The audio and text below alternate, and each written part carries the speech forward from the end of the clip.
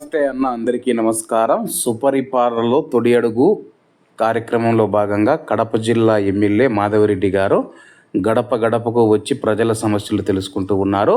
ప్రస్తుతం మనం చూసుకుంటే ఆమె కడపలోని ఎన్జిఓ కాలనీ ప్రాంతానికి వచ్చినప్పుడు ప్రజలైతే ఆమె నిలదీయడం జరిగింది. సచివాలయ సిబ్బంది సరిగా పట్టించుకోలేదు, మేమేం చేయాలి అని చెప్పేసి దానికి ఆమె సమాధానం కూడా చెప్పడం జరిగింది.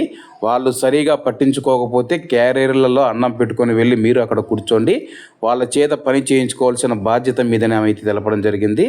ఎమ్మెల్యే గారి మాట వినలేదంటే కానీ ఇంకా సామాన్య ప్రజల మాట సచివాలయ సిబ్బంది వింటారా? అసలు ఏం జరిగిందో ఈ వీడియోలో ఉంటుంది, తప్పకుండా అయితే చూడండి.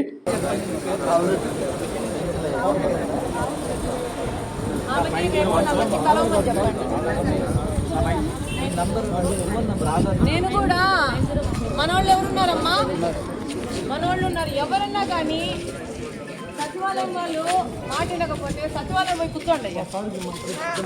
సచివాలయం రాత్రి అయినా కూడా ఖాళీ చేయమాకండి, వాళ్ళని కూర్చోబెట్టుకోండి. సచివాలయంలోనే మీరు కూర్చోండి, సచివాలయంలో మీరైతే క్యారెట్లు తీసుకొని పోండి, ఆడే కూర్చోండి. వాళ్ళు పని చేసి తీరాల్సిందే. వాళ్ళు పని చేయకోకుండా కూర్చుంటే నేను ఎమ్మెల్యేగా నేను ఏం పనులు చేయగలుగుతాను? మీరేం చేయగలుగుతాను పాప చెప్పు, నేను చేయగలుగుతానా? మీరు చేయాలి పని.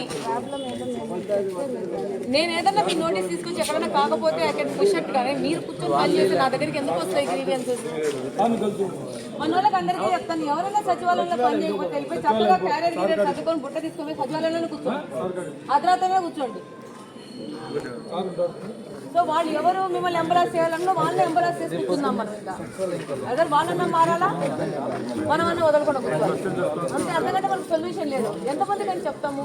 ఒక్కొక్క దాదాపు 100 సచివాలయాలు అంటే దాదాపు 800-900 నేను ఎక్కడ ట్యూన్ చేసేసి వాళ్ళకి కెమెరాలు పనిచేస్తున్నాయి సరే, కెమెరాలు పెట్టారు కదా, 50% కూడా పనిచేస్తారు. 46 సచివాలయాలు పనిచేస్తారు. మీ మేడం చూడు వస్తున్నామన్నా కూడా వెళ్ళిపోయిందంట.